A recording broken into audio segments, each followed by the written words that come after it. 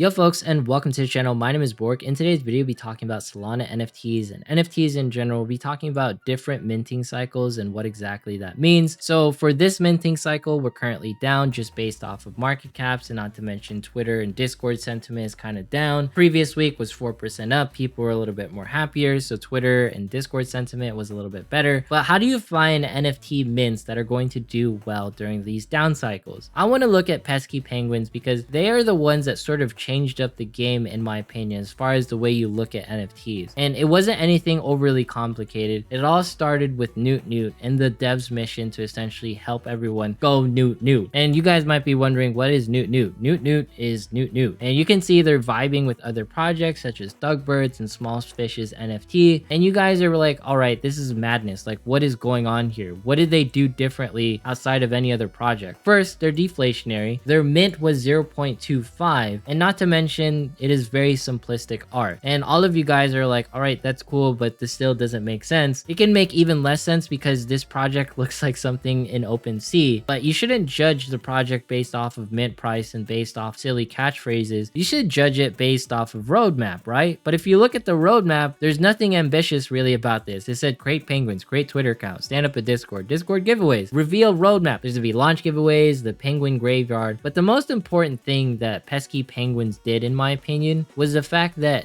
they went Newt and they took Twitter by storm and made people start creating catchphrases, and they were memeing around and just vibing on every single post, and they attacked everyone just by going Newt. It wasn't complicated. It wasn't crazy. It was just something that they took advantage of and went by storm, because there'd be so many different people going Newt. The devs would go Newt, and then people would be retweeting, and it was just sort of a wildfire of going Newt. And they sort of created a craze around creating catchphrases in general. And now you sort of see every single project having all like these different catchphrases, whether it's like root, caca, all like these different things, right? And I know Thugbird started it with caca, but pesky penguins really took it to the next level because the devs were constantly retweeting like all of their members who would go Newt, and all of the Newt members or all of the pesky penguins would see it and just latch on to all those different tweets. And it was sort of like something that you could not ignore. And I think that's what made pesky penguins so easy to understand and easy for people to jump into, because it wasn't complicated. It was just people making Newt sounds and vibing and having fun with each other. And I think that's the most important piece that is missing right now when it comes to NFTs, is there's not enough NFTs that just have fun and mess around with people, sort of meme about. And Turtles NFTs was one of the first that did it, and not to mention Thugbirds was one of like the OGs that did it. And of course, like the grandfathers of it is going to be like SMBs. If there's one SMB that likes something, or if there's an SMB that does something, we sort of come in droves in some ways, right? But the most important part is pesky penguins really made catchphrases go absolutely insane. And another project that did that is going to be something like Baby Apes. They had Oogie, but they also did something different where they co-launched with Turtles NFT. And the reason why that's so important is because Turtles NFT is already a successful project in my opinion. And the reason for its success, you know, you have diamond-handed holders, there's a strong meme game, there's a strong community that exists, and it essentially makes it so that Baby Ape will go to some Turtle NFT holders, right? Oogie is so easy to understand, not to mention the project looks so wholesome. I think you're sort of seeing the trend when it comes to like these new Solana NFT trends. Really easy to understand, anyone can sort of get behind it. It's not complex, it's not a crazy roadmap, it's not intimidating, it's easy to approach, and anyone can sort of do it. The new minting cycle sort of trend that people have been capturing, and something that I've been observing that's been really successful as of late. It's so easy to mess up as well, I have to say, because it's a matter of branding and interacting with your community, right? It's about retweeting certain people, it's about finding the memes, it's about having the fun. Obviously, you don't overthink like those different aspects when you're creating a brand, but at the end of the day, when you look at an NFT, it's sort of the Nike or the Amazon, or you know, it's something that you have to vibe with and people can easily resonate with and easily sort of notice. And that's what Baby Apes and pesky penguins sort of did. Baby Apes capitalized on the fact that they had a good catchphrase, they had essentially like a dad with Turtles NFTs, and they even had Titan XBT, you know, constantly like going oogie and celebrating them, and the devs doing the same thing. That's what you need when it comes to like different NFT projects sort of releasing a very fervent fan base that's going to have fun, most of all just sort of enjoy having like this NFT as their profile profile picture if you decide to do an animal one. I'm not saying it's easy to replicate this sort of behavior, but I love the way baby apes and pesky penguins did it. Let's talk about the most wholesome story that has come out when it comes to Solana NFTs, and that has to be Belugi's right here. And the reason why Belugi's is so wholesome is because it was released by this 14-year-old artist known as Abigail, and she wanted to essentially be a good role model for her younger brother who is 10 years old. Not to mention the roadmap is about helping beluga whales and nonprofits and cleaning the ocean, also Sunshine Kids Foundation for children with cancer. It is such an insanely ambitious project for such a young person to technically try to achieve, and they did it. They sold out. They achieved everything that they wanted in this situation, and I'm sure they're going to continue this project and support it even further. But what's really nice is just seeing people with really natural intentions. There's no like, oh, we're gonna do crazy ambitious things. They're trying to just be good stewards of Solana NFTs and just NFTs in general. And if you look at the art, it's going to be one for one for every single Belugi. So I believe every single one was like hand illustrated, algorithmically generated, but it's just so nice to know that there was so much effort put into this, and it was created by a 14-year-old. There were 3 members, but at the end of the day, this is something that you don't see too often, where someone of a young age is trying to do something different with their life. And I think that is like the pure innocent story of Belugi's, and it's going to be one of the first, and I'm pretty sure we're going to see Abigail on the news for being like, you sold an NFT and you raised like X million amount of dollars, and that's absolutely insane. How did you do it? And she's just going to be like, I just did it on Solana NFTs and anyone can do it. And that's going to create a huge buzz. And I love Belugi's. Like, I have one myself, not to mention I love Skylines. Any of the things I talk about, I don't specifically endorse with them, or I don't say you buy them. I just like them. It's like that simple, right? And that's all I wanted to say. And those are the things that stick out to me during downward minting cycles. You need to look at some projects that are essentially trying to focus on the fun, trying to focus on the community, because I think we get too tied up on market caps, we get too tied up on floor prices, and we forget how much fun it is just to be part of a community, and how much fun it is to essentially be an NFT degen and sort of just go around and just vibe with people. Because at the end of the day, when you are getting an NFT, you're essentially going into a community and you're interacting with people, and the way you interact with people online is so special with NFTs, because people don't judge you based off of the way you look. They judge you based off of vibe that the community that you are in, and that is just so important. And that's the moral of the story that I wanted to say. For downward minting cycles, look for projects that are just having fun, not just focused on the price. Let's go ahead and look big picture back again to the metrics. 215 sold for SMBs. Some of you might be worried, oh no, does this mean the world is going to end for SMBs? If you look right now, there is a very thin floor for 300. If you check just last month, you can see that the price to 300 was very difficult to get to. There was hundreds of SMBs that you have to purchase before you could even look at 300. And now we are technically like what, less than 100 away to once again touch that price. SMBs are sort of everywhere. When you see an SMB, in some ways you're like, oh my goodness, that's like the punks of Solana or what have you. The important part is that SMBs, they just continue to vibe. We continue to vibe, and we want to make the Solana ecosystem better just by having fun with everyone. And no matter what happens, no matter the price, if you understand that you're in it for the community, you're in it to essentially have fun with others, then the price will sort of take care of itself. And all you have to do is work with the devs and make sure it goes in that direction. I think the number one thing that gets people really twisted during like these market cap lows is you can't look at anything else. And until something fun sort of happens, something that breaks like the NFT utility, which Solstead's releasing, it sort of like broke the game with the amount of utility it provided. But maybe we look for something like that as well, you know, something fun that also has utility. But it's simple things that really make the Solana NFTs and NFT ecosystem fun in general. It's the things that you should look for when it comes to mints. I know we want to have really phenomenal art and crazy projects that will sort of blow you away when you look at them, but at the end of the day, it's all about having fun and the way you interact with the different community members and how you want to represent yourself on Twitter, on Discord, and how you want to be essentially a good steward as an NFT holder. Because it's really that simple at the end of the day. It's nothing too complicated, because NFTs aren't about price, it's about community. But anyways, if you made it this far in today's video, consider subscribing, dropping a like, leaving a comment, follow me on Twitch, follow me on Twitter. Just look out for those positive communities and ways that that the devs are essentially enabling their community members to have fun. Not to mention they're working on some sort of roadmap, some sort of utility that you can actively see that's being worked on. Anyways, thanks so much. Have yourself a fantastic day and see you guys in the next one.